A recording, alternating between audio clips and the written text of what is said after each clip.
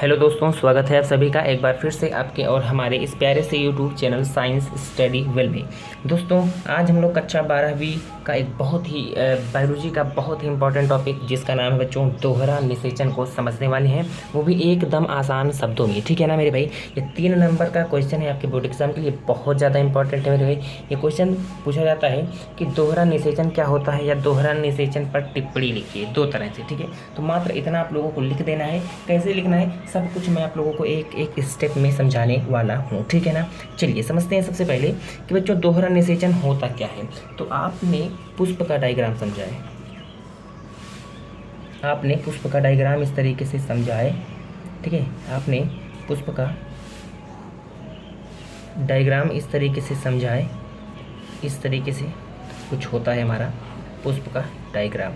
ठीक है ना, इस तरीके से आपने समझा है। ये हो गया वर्तिकाग्र, ये हो गया वर्तिका, ये हो गया जहाँ पे पुष्प हमारा लगता है। ठीक है, जिसको हम लोग, ये हमारा हो गया अंडप या ओवरी, अंडाशय। ठीक है ना, चलिए अब हम लोग समझते हैं।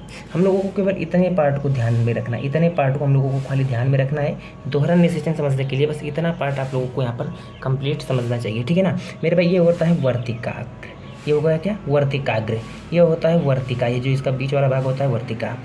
अब मेरे भाई इसी में ये हमारा होता है पुष्प, ये हमारा होता है पुष्प फूल। ठीक है ना, तो इसी में हमारा होता है परागकण। ठीक है, इसी में हमारा होता है परागकण। परागकण मेरे भाई इस तरीके से होते हैं, इस तरीके से गोल गोल होते हैं हमारे परागकण। ठीक है, अब ये परागकण मेरे प्यारे भाइयों समझना चीज़ों को। ये जो परागकण है इस तरीके से वर्तिकाग्र से होते हुए पराग नलिका की सहायता से, इसको मैं अगर आप अच्छे से बना दूं तो अभी मैं आप लोगों को डायग्राम बहुत अच्छे से बना के लाया हूँ। ठीक है, ये हमारा होता है अंडाशय का भाग। इस तरीके से ये सभी कोशिकाएँ हैं, अभी मैं इनका नाम भी आप लोगों को बताऊँगा। ठीक है, चलिए इस तरीके से ये हमारा होता है अंडाशय का भाग। ठीक है, इस तरीके से यहाँ से एक पराग नलिका जाती है। ये क्या है, ये हमारी है पराग नलिका, जिससे हमारा ये परागकण, जैसे यहाँ पे परागकण होता है, अब ये परागकण इस तरीके से उठ के यहाँ पर वर्तिकाग्र पे जाएगा और यहाँ पे इस तरीके से पराग नलिका होती है इसके अंदर, जो कि इस तरीके से कुछ होती है। ठीक है, पराग नलिका होती है ये। अब इस पराग नलिका की सहायता से हमारे जो ये परागकण होते हैं मेरे भाई, परागकण, ठीक है, ये परागकण इस पराग नलिका में जाते हैं और ये विभाजित हो जाते हैं, मतलब 2 नर युग्मक बनाते हैं। इस तरीके से क्या बनाते हैं, 2 नर युग्मक बनाते हैं। चीज़ों को समझना मेरे भाई। ठीक है, जो परागकण है कहाँ पे जाएगा, वर्तिकाग्र पे जाएगा और यहाँ पे पराग नलिका की सहायता से, पराग नलिका में जैसे जाएगा, ये जो हमारा परागकण है ये 2 नर युग्मकों का निर्माण करेगा मेरे भाई। अब ये 2 नर युग्मक यहाँ पर इस तरीके से जाएंगे इस यहाँ पे अंडाशय में। ठीक है ना, कहाँ पे जाएंगे, अंडाशय में। अच्छा, अब समझते हैं यहाँ पे क्या होता है। ये जो होता है मेरे भाई, ये जो 3 कोशिकाएं हैं, ये 3 कोशिकाएं क्या होती हैं, प्रतिमुखी कोशिका। ये 3 कोशिकाएं क्या होती हैं, प्रतिमुखी कोशिका। और ये जो 2 कोशिकाएं हैं इसे हम लोग बोलते हैं ध्रुवीय कोशिका, ध्रुवीय केंद्रक कोशिका। ठीक है, और ये क्या होती है बच्चों, ये जो दोनों कोशिकाएं होती हैं ये दोनों होती हैं सहायक कोशिकाएं। क्या, सहायक कोशिकाएं। और ये जो बीच वाला होता है ये हमारा होता है अंड कोशिका। क्या होता है, अंड कोशिका। यहाँ तक की बातें समझ आ गई, ये हमारी होती है अंड कोशिका। ठीक है ना, अगर यहाँ तक की बातें समझ आ गई तो आगे देखते हैं। ये हमारा हो गया अंड कोशिका। अब क्या होगा, अब यहाँ से ये जो नर युग्मक हैं किसके, परागकण की, ये जो नर युग्मक हैं इस तरीके से जाएंगे। एक नर युग्मक मान लो पहला नर युग्मक किसके साथ मेरे भाई, अंड कोशिका के साथ मिल करके क्या बनाएगा, एक भ्रूण का निर्माण करेगा। किसका निर्माण करेगा मेरे भाई, एक भ्रूण का निर्माण करेगा, या इसी को हम लोग बोलते हैं युग्मनज का निर्माण करेगा। एक नर कोशिका आएगा इस अंड कोशिका के साथ, एक नर युग्मक इस अंड कोशिका के साथ आएगा, क्या करेगा बच्चों, निषेचन करके भ्रूण या युग्मनज का निर्माण करेगा। यहाँ तक की बात समझ आ गई। अब दूसरा नर युग्मक यहाँ पर आएगा, दूसरा नर युग्मक यहाँ पे आएगा इस ध्रुवीय केंद्रक कोशिका से, इस तरीके से आएगा और यहाँ पे इस ध्रुवीय केंद्रक कोशिका से निषेचन करेगा।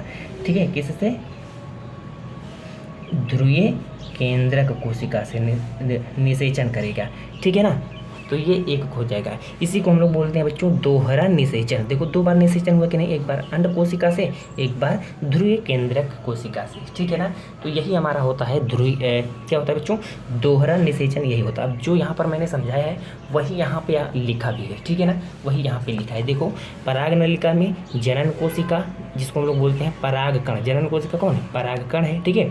पराग कण विभाजित होकर 2 नर युग्मक बनाते हैं मेरे भाई, जैसा कि हमने यहाँ पर बता दिया है कि जैसे इस पराग नलिका में जाएगा ये 2 नर युग्मकों में बट जाएगा एक परागकण, ठीक है। पराग नलिका यहाँ पे गलत, पराग नलिका नर युग्मकों को भ्रूणकोश में पहुंचाती है। जो पराग नलिका मेरे भाई इसको यहाँ पर कहाँ पे पहुंचाती है, भ्रूणकोश में पहुंचाती है, भ्रूणकोश में या अंडाशय में पहुंचाती है, भ्रूणकोश में पहुंचाती है, ठीक है। इसी के हेल्प से यहाँ पे आता है इस तरीके से। ये जो यहाँ पे वर्तिकाग्र है, वर्तिकाग्र पे जाएगा और यहाँ पे अंदर का पार्ट होता है, इस तरीके से ये होता है। बाकी ये अंदर इस तरीके से इतना पार्ट यहाँ पे इसके अंदर होता है, ठीक है ना। इसको हम लोग अंडप के नाम से जानते हैं कंप्लीट। तो ये हो गया मेरे भाई। अब आगे देखते हैं। भ्रूणकोश में एक नर युग्मक अंड कोशिका से मिलकर युग्मनज या भ्रूण बनाता है। देखो एक नर युग्मक प्लस अंड कोशिका क्या बनाएगा, भ्रूण बनाएगा या युग्मनज का निर्माण करेगा, ठीक है। इसे हम लोग क्या बोलते हैं बच्चों, संयुग्मन बोलते हैं। इसे हम लोग क्या बोलेंगे, इसे हम लोग संयुग्मन या निषेचन बोलते हैं, इसे हम लोग संयुग्मन या निषेचन बोलते हैं, ठीक है ना। अच्छा यहाँ पे बच्चों ये जो हमारा होता है ये प्रोसेस, जो हमारा संयुग्मन या जो निषेचन होता है, ये वाली प्रक्रिया हमारी कैसी होती है, द्विगुणित होती है। कैसी होती है, द्विगुणित होती है, द्विगुणित, क्योंकि ये हमारा कैसा होता है, n होता है, और ये भी हमारा कैसा होता है, n होता है, ठीक है ना। अगुणित होता है, अगुणित होता है। इन दोनों से मिलकर के बच्चों क्या होती है, ये हमारी द्विगुणित हो जाती है। कौन, ये हमारी भ्रूण या जो युग्मनज बनता है ये हमारा कैसा होता है, द्विगुणित होता है। यानी जो हमारा निषेचन का प्रक्रिया है या संयुग्मन का प्रक्रिया है, इसे हम लोग तो संयुग्मन बोलते हैं। देखो भ्रूणकोश में एक नर युग्मक अंड कोशिका से मिलकर के क्या बनाता है, युग्मनज या भ्रूण बनाता है। इसे हम लोग क्या बोलते हैं बच्चों, निषेचन बोलते हैं या संयुग्मन, ठीक है। तो ये जो निषेचन होता है या संयुग्मन होता है या कैसा होता है, यह द्विगुणित होता है। क्यों, क्योंकि यहाँ पर ये जो नर युग्मक है ये अगुणित है, ये भी अगुणित है, अंड कोशिका भी अगुणित है। तो अगुणित अगुणित मिलकर के यहाँ पर ये द्विगुणित हो जाते हैं, ठीक है ना। चलिए दूसरा नर युग्मक द्विगुणित ध्रुवीय केंद्रक से मिलकर के, ये जो होता है मेरे भाई ध्रुवीय केंद्रक, ये आल्सो 2n होता है, यानी द्विगुणित होता है, और ये अगुणित होता है। तो ये मिलकर के त्रिगुणित बन जाते हैं, 3n। इसे हम लोग बोलते हैं त्रिसंलयन, त्रिसंलयन, ठीक है, त्रिसंलयन। यानी बच्चों ये जो दोहरा निषेचन है इसमें 2 प्रक्रिया होती है, एक तो संयुग्मन की प्रक्रिया होती है और दूसरी त्रिसंलयन। और ये जो सम्मिलित रूप से इसी को हम लोग वास्तव में क्या बोलते हैं बच्चों, दोहरा निषेचन के नाम से जानते हैं, ठीक है ना। तो आगे देखो, दूसरा नर युग्मक द्विगुणित ध्रुवीय केंद्रक से मिलकर के त्रिगुणित प्राथमिक भ्रूणपोष केंद्रक बना लेता है। जैसे कि यहाँ पर देखो ये एक नर युग्मक और अंड कोशिका ये मिलकर के क्या बना है, भ्रूण बना है या युग्मनज बनाया है। तो यहाँ पे ये जो दूसरा नर युग्मक है ये ध्रुवीय केंद्रक के साथ मिलकर के क्या बनाता है मेरे भाई, ये बनाता है प्राथमिक, ये बनाता है प्राथमिक भ्रूणपोष, प्राथमिक भ्रूणपोष, ठीक है ना, प्राथमिक भ्रूणपोष। और ये क्या बनाता है, पहला नर युग्मक और अंड कोशिका जब मिलेंगे तो ये हमारे भ्रूण बनाएंगे या युग्मनज बनाएंगे। ओके, यहाँ तक की बातें समझ आ गई। ओके, तो देखो केंद्रक से मिलकर के त्रिगुणित प्राथमिक भ्रूणकोश। अच्छा, मैंने आपको ये भी बता दिया कि ये त्रिगुणित होता है और इस प्रक्रिया को हम लोग त्रिसंलयन भी बोलते हैं। ये त्रिगुणित होता है और इस प्रक्रिया को हम लोग त्रिसंलयन भी बोलते हैं। देखो इस क्रिया को हम लोग त्रिसंलयन भी कहते हैं। मान लो अगर त्रिसंलयन कहा जाए कि त्रिसंलयन को आप लोगों को परिभाषा देना है तो आप लोग क्या बोलते हो, त्रिसंलयन क्या होता है, जब मेरे भाई जब एक नर युग्मक ध्रुवीय केंद्रक के साथ मिल करके क्या करता है बच्चों, फर्टिलाइज करता है, मिलता है, ठीक है, या निषेचन करता है, तो वही हमारा त्रिसंलयन होता है। क्योंकि हमारा ध्रुवीय केंद्रक कैसा होता है, 2n होता है, और ये जो हमारा नर युग्मक है इसका पराग कण का ये हमारा अगुणित होता है, ठीक है ना। यहाँ तक की बात समझ गए आप लोग। चलो अब आवृतबीजी पौधों में संयुग्मन तथा त्रिसंलयन को मिला करके हम लोग क्या बोलते हैं बच्चों, द्विनिषेचन कहते हैं।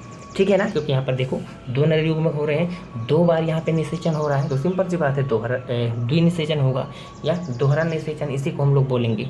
ठीक है ना, तो यहाँ पे आई होप कि आप लोगों को आज का ये वीडियो बहुत ही अच्छा लगा होगा। यहाँ पर डायग्राम बना हुआ था मेरे भाई, ये नोट्स आपको प्रोवाइड करा दिए जाएंगे एकदम फ्री ऑफ कॉस्ट में।